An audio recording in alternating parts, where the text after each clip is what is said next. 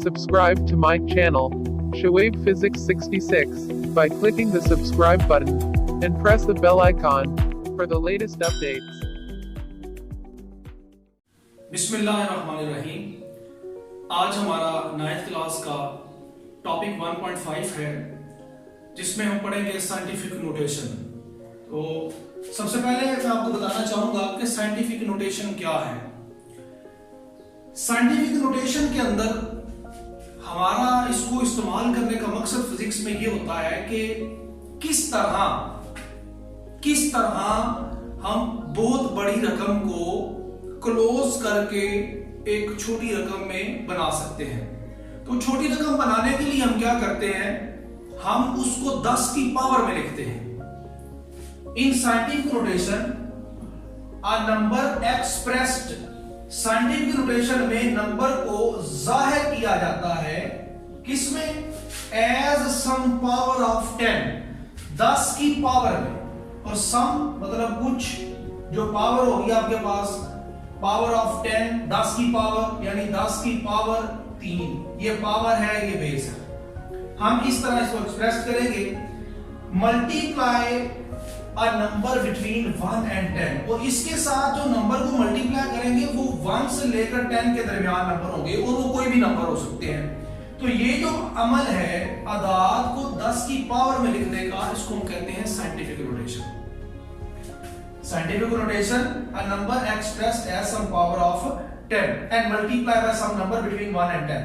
जैसे for example ये example लिखी हुई है आपके सामने, ये लिखा हुआ है 62750, 62,750।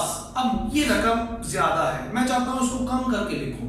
तो मैं क्या करता हूं, मैं यहां एक पॉइंट होता है, जब भी रकम खत्म होती है मेरे बच्चों याद रखना है कि उसके आखिर में एक पॉइंट होता है, अशारिया होता है। आप उस इशारिये को इधर की तरफ मूव करवाएं। जब आप उस इशारिये को राइट टू लेफ्ट मूव करवाते हैं, ये आपका राइट है और ये आपका लेफ्ट है। जब आप उस इशारिये को राइट टू लेफ्ट मूव करवाते हैं तो जो 10 की पावर आएगी, जो 10 की पावर आएगी, वो प्लस में आएगी, मुस्बत होगी। तो मैं इसको 3 दर्जे पीछे लेकर जाता हूं।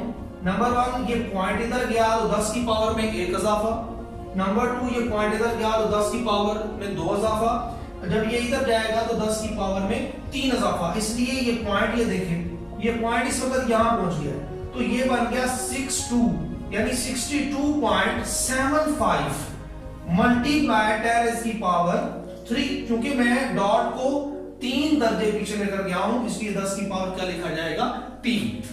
दूसरी तरफ जब हम देखते हैं कि अगर पॉइंट इधर है, आप उस पॉइंट को लेफ्ट टू राइट मूव करवा रहे हैं, बाएं से दाएं की तरफ लेकर जा रहे हैं, तो फिर जो पॉइंट आगे जितना जाएगा, जितने हिंद से क्रॉस करेगा, वो पावर माइनस में आएगी। फॉर एग्जांपल ये 10 की पावर -4 लिखा हुआ है, ये पॉइंट 1 2 3 और ये 4, तो कहां पहुंच गया ये पॉइंट, 4 और 5 के दरमियान। तो देखें ये बन गया 4.5 10 रेज़ की पावर 4, क्योंकि मैं 4 दर्जे इसको लेकर रहा हूं। लेकिन साथ काबिल और बात यह है कि हमने क्या लगाया है, माइनस की लामत लगाई है, मनफी की लामत, क्योंकि ये हमारे पास बाएं से दाएं चला है, बाएं से दाएं की तरफ चला है। ठीक है जी।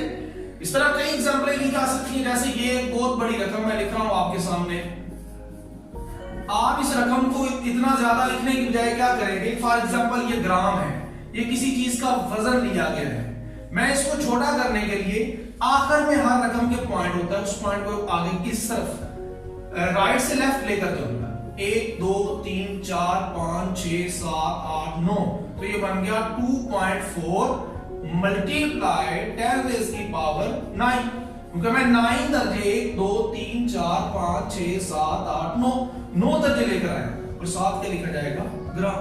This is a scientific notation, this is a scientific. और अगर आपका यहां कोई प्रीफिक्स बन जाता है, यानी ये प्रीफिक्स में आपको पता है 10 रेज़ की पावर, अगर आपका 6 आता है तो वो मेगा होता है, 10 की पावर 3 आता है तो वो आपके पास किलोग्राम लिखा जाता है, किलो के मानों में आता है।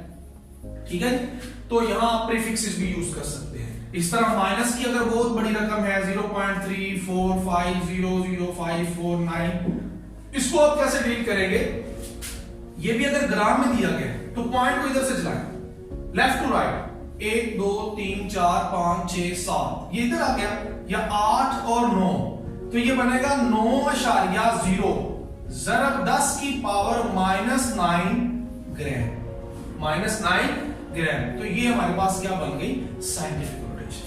क्लियर है जी। इसके बाद आ जाता है हमारे पास टॉपिक 1.6, जिसमें हम पढ़ेंगे मेजरिंग इंस्ट्रूमेंट। मेजरिंग इंस्ट्रूमेंट आपने देखे होंगे, काफी तादाद में ये होते हैं। इस तरह बच्चों के पास एक छोटा स्केल होता है, एक फीट का एक स्केल होता है जिसमें 12 सेंटीमीटर होते हैं, या स्टील का भी एक स्केल होता है, आपने अक्सर वो देखा होगा। तो मेजरिंग इंस्ट्रूमेंट मापने वाले आलात आर यूज, जिनको इस्तेमाल किया जाता है to measure various physical quantities, जिनको हम वेरियस फिजिकल क्वांटिटीज के तौर पर मेजर करते हैं, such as length, mass, time and volume. Length के लिए आप मीटर रूल इस्तेमाल करते हैं, लेंथ के लिए आप वो जो आपके पास कारपेंटर्स के पास मीटर टेप होती है वो इस्तेमाल की जाती है, मैस के लिए हम तराजू इस्तेमाल करते हैं, टाइम के लिए वॉच इस्तेमाल करते हैं, वॉल्यूम के लिए हम वो जो ब्यूरेट है, पिपेट है, इस चीजों को भी इस्तेमाल करते हैं। मेजरिंग सिलेंडर इस्तेमाल किया जाता है। इसके बाद हमारे पास आ जाता है मीटर रूल। मीटर रूल आप सबने देखा होगा मेरे बच्चों, ये इस तरह का एक आला होता है जिसमें यहां पर 0 1 2 3 4 5 1 2 3 4 5 1। अब मैंने ये थोड़ा सा बनाया है, आप इसको देखिएगा।